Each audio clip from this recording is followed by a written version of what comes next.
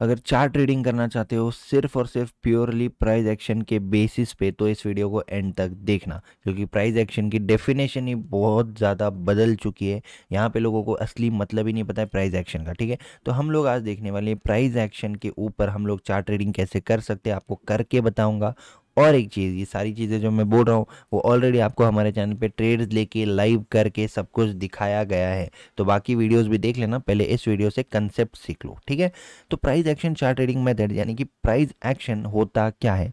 Price action की एक simple definition है कि अगर आपको चार्ट ट्रेडिंग करना है तो आपको प्राइस के बिहेवियर को समझना पड़ेगा। अब प्राइस के बिहेवियर को कैसे समझे? क्या कोई भी बिहेवियर अपने काम का है क्या? बिल्कुल भी नहीं। तो प्राइस किसी भी जोन पर आकर या फिर ब्रेकआउट देकर या फिर सपोर्ट पर आकर या फिर रेजिस्टेंस पर आकर किस तरह से बिहेव करती है।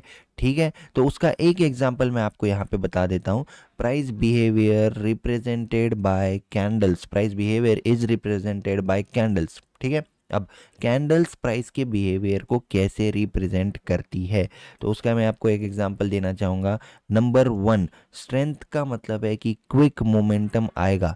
तो जब भी आपको ऐसा लगता है कि मार्केट में क्विक मोमेंटम आएगा, मार्केट यहाँ पे स्ट्रेंथ है, स्ट्रांग है मार्केट, तो फिर वहाँ पे क्विक मोमेंटम हमेशा होता है। लेकिन वीक मोमेंटम को जानोगे तो ज़्यादा फायदे में रहोगे, क्योंकि स्ट्रांग मोमेंटम में एंट्री हमेशा मुश्किल होती है। कैसे मुश्किल होती है? क्योंकि स्ट्रांग मोमेंटम आपको टाइम नहीं देगा। अगर चलती ट्रेन में जंप कर लिए तो फिर ठीक है, कुछ ना कुछ प्रॉफिट हो जाएगा, या फिर वो एक रिस्की ट्रेड कहला जाएगा। लेकिन आपको हमेशा कब पकड़ना है? आपको हमेशा पकड़ना है वीकनेस को, वीक मोमेंटम को। ऐसा क्यों?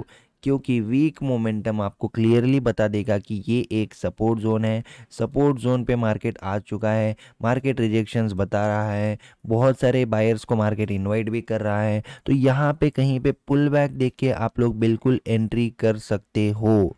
लेकिन अगर आपको स्ट्रेंथ मोमेंटम पकड़ना है, तो इसने दिन का लो ब्रेक कर दिया, क्या इसने रीटेस्ट किया? क्या इसने आपको टाइम दिया? क्या इसने कोई एम पैटर्न बनाया? क्या इसने आपको इनवाइट करके टाइम दिया? बिल्कुल भी नहीं दिया। तो प्राइस के बिहेवियर को एनालिसिस तो कर लोगे, लेकिन आपके लिए बेनिफिशियल क्या है? आपके लिए बेनिफिशियल है वीकनेस, क्योंकि किसी भी वीकनेस के बाद ही कोई ना कोई डोमिनेट होगा और एक बड़ा मोमेंटम आएगा।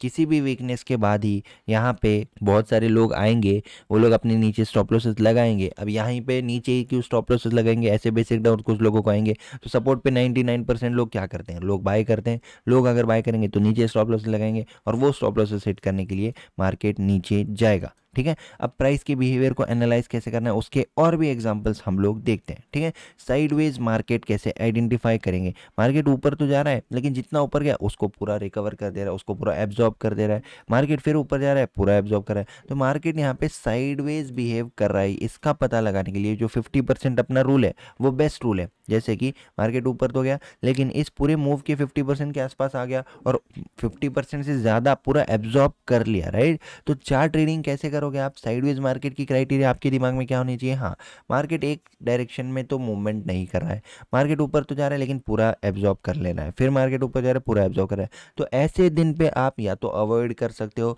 या तो आप थोड़ा सा वेट करोगे कि हाँ, मार्केट जब एक क्लियर मोमेंटम देगा तभी मैं यहाँ पे ट्रेडिंग का प्लान बनाऊंगा। ठीक है, तो अभी एक और एग्जांपल हम लोग देखेंगे फिर से वीक वाले मोमेंटम का। मुझे बताइए कि मार्केट इस जोन पे आया, रेजिस्टेंस जोन है, राइट? अगर हम लोग इस तरह से देखते हैं तो ये एक रेजिस्टेंस जोन है, यहाँ से नीचे आया था, यहाँ से भी नीचे आया, तो इस जोन पे फिर से आके क्या मार्केट कोई क्विक मोमेंटम बता रहा है क्या? ये आपको देखना है। अगर आपको मार्केट यहाँ पे आके कोई क्विक मोमेंटम अगर बताता है या फिर रेजिस्टेंस से कंटिन्यू दूर चले जाता है, यानी कि इस तरह से जो चला गया फिर छोटे पुल बैक में ही वापस से कंटिन्यू हो रहा है इस तरह से, तो आपको पता चलता कि हाँ, मार्केट में यहाँ के जो सेलर्स है वो स्ट्रांग है, क्योंकि मार्केट इस जोन के आसपास नहीं टिक पा रहा है। लेकिन क्योंकि मार्केट ने यहाँ पे क्या किया है, यहाँ पे इस जोन के आसपास स्लो मोमेंटम किया है, इसी जोन के आसपास हॉल्ट किया है, लेकिन रेजिस्टेंस जोन पे सेलर्स तो आए होंगे या नहीं आए होंगे? खुद सोचिए, ऑब्वियसली आए होंगे। तो मार्केट ने सेलर्स को इनवाइट तो किया, लेकिन क्या मार्केट दूर ट्रैवल कर दिया रेजिस्टेंस से? नहीं किया। तो इसका मतलब जितने भी लोग BTST सेल वगैरह करके गए होंगे, ऊपर के कॉल सेल करके गए होंगे, तो फिर मार्केट कल ऊपर खुलेगा तो उन लोगों के एसेलेट करने में मार्केट को ईजी रहेगा। ठीक है, अब एक और हम लोग लॉजिक लगा लेते हैं कि यहाँ के मार्केट ऊपर ही खुलेगा। इसका लॉजिक क्या है? ठीक है, कुछ लोग बोलेंगे ग्लोबल मार्केट है वगैरह, लेकिन अगर आप लोग रेगुलरली ट्रेड करते हो, आप लोग एक प्रोफेशनल ट्रेडर, तो ही आपको पता रहेगा कि ग्लोबल मार्केट से ज़्यादा यहाँ पे मैं क्वेश्चन पूछूंगा, क्यों हमेशा मार्केट एक एम पैटर्न बना के ब्रेक डाउन देने के बाद ही गैप अप क्यों खुल गया, है ना? बहुत लोग बोलते हैं एम पैटर्न पे सेल कर दो। तो ऐसे कुछ पॉइंट्स होते हैं कि मार्केट के बिहेवियर को देख के ही आप लोग पता लगा सकते हो कि मार्केट ऊपर खुलेगा या नीचे खुलेगा। ठीक है, प्रोबेबिलिटी इस चीज़ की ज़्यादा होती है कि प्रीवियस डे पे मार्केट ने क्या बना के यहाँ पे क्लोजिंग दी है। ये चीज़ याद रखी, पूरे दिन सिर्फ और सिर्फ सेलर्स यहाँ पे इन्वाइटेड थे, लोअर लो, है ना, एम पैटर्न कंटिन्यू यहाँ पे क्या कर रहा था, मार्केट लोअर लो बना रहा था, ब्रेकडाउन दे रहा था। तो ऐसे सिचुएशन में रेजिस्टेंस जोन पे रेड कैंडल्स बना रहा था, कौन आएगा? सेलर्स आएंगे, राइट। लेकिन मार्केट में सेलर्स आ तो रहे लेकिन नीचे जा नहीं पा रहे, तो इसीलिए मार्केट को ऊपर के साइड डोमिनेट करने में ईजी होगा।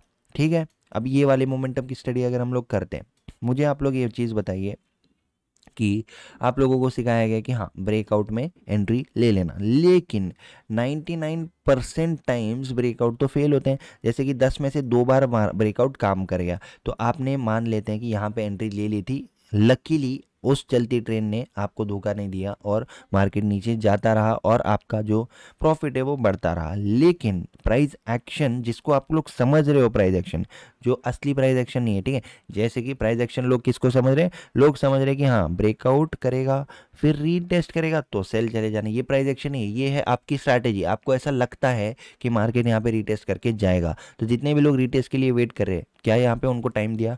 बिल्कुल भी नहीं दिया। तो इससे अपने को एक चीज़ पता चलती है कि स्ट्रेंथ वाले मोमेंटम या फिर रियल ब्रेकआउट जो होता है, असलियत में मार्केट को जाना होता है, वो किसी के लिए वेट नहीं करता, वो किसी को टाइम नहीं देता है। ठीक है, तो जब भी आपको टाइम दे रहा है मार्केट, तो समझ लो कि यहाँ पे कुछ ना कुछ दाल में काला है। ठीक है, मैं इस तरह से आपको कुछ ना कुछ हिंट्स दे सकता हूँ, राइट। और भी अगर हम लोग यहाँ पे देखते हैं कि किस तरह से मार्केट का बिहेवियर है, ये देखिए, ये रेजिस्टेंस जोन था ना, मार्केट नीचे तो गया लेकिन फिर से सेलर्स को एब्जॉर्ब कर लिया, मार्केट नीचे तो गया लेकिन फिर से मार्केट सेलर्स को एब्जॉर्ब कर लिया, मार्केट नीचे तो गया लेकिन फिर से मार्केट सेलर्स को एब्जॉर्ब कर रहा है, राइट। लेकिन अगर मार्केट इस तरह से होता तो मार्केट ऊपर तो गया लेकिन फिर से सेलर बायर्स को एब्जॉर्ब कर लिया, मार्केट ऊपर तो गया फिर बायर्स को। तो यहाँ पे मुझे बताइए सिचुएशन किस तरह से डोमिनेट होती, चेंज हो जाती, कौन किसको डोमिनेट कर रहा है? यहाँ पे जितने भी सेलर्स आ रहे हैं उनको बायर्स फिर से ऊपर ले जा रहे हैं, जैसे कि यहाँ से बायर्स आ गए थे, क्या सेलर्स इस जोन तक फिर से बायर्स को लेके आ पाए? नहीं लेके आ पाए, यहीं तक लेके आ पाए, फिर यहीं पे बायर्स आ गए, उन्होंने उसको एब्जॉर्ब कर लिया। फिर मुझे बताइए क्या यहाँ से यहाँ तक मार्केट ने सेलर्स जो है इस लेवल तक ले आ पाए हैं? नहीं ले आ पाए, राइट। तो इससे अपने को पता चलता है कि मार्केट में बायर्स डोमिनेंट है। और दूसरे दिन का रिजल्ट फिर अपने को क्या दिखता है? मार्केट कंटिन्यू ऊपर के साइड में मोमेंटम किया। इस दिन पे मैंने लाइव ऑलरेडी आता था, मैं यहाँ पे आपको दिख रहा होगा trading plan for tomorrow, right. इस वाले या इस वाले दोनों में से किसी एक डे पे आप लोग ट्रेडिंग प्लान देख सकते हो, क्लियरली बोलता बाई साइड कब जाना है, कैसे सिचुएशन में जाना है, सेल साइड कब जाना है, कैसे सिचुएशन में जाना है। ठीक है, अभी मैं इस वीक थोड़ा फिर से ट्रैवल करूंगा, तो फिर भी मैं ट्राई करूंगा कि आप लोगों के लिए मैं वीडियोस पोस्ट कर सकूं।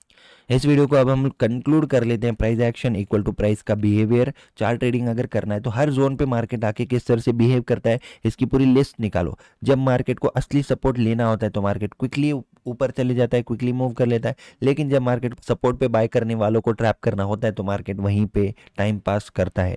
आई होप आप लोग क्या बोल रहा हूँ मैं समझ रहे हो। अगर आप लोगों को समझ में आया तो डेफिनेटली आप लोग लाइक और कमेंट कर देना और व्हाट्सएप कर देना अगर कुछ भी डाउट है आपको इससे रिलेटेड।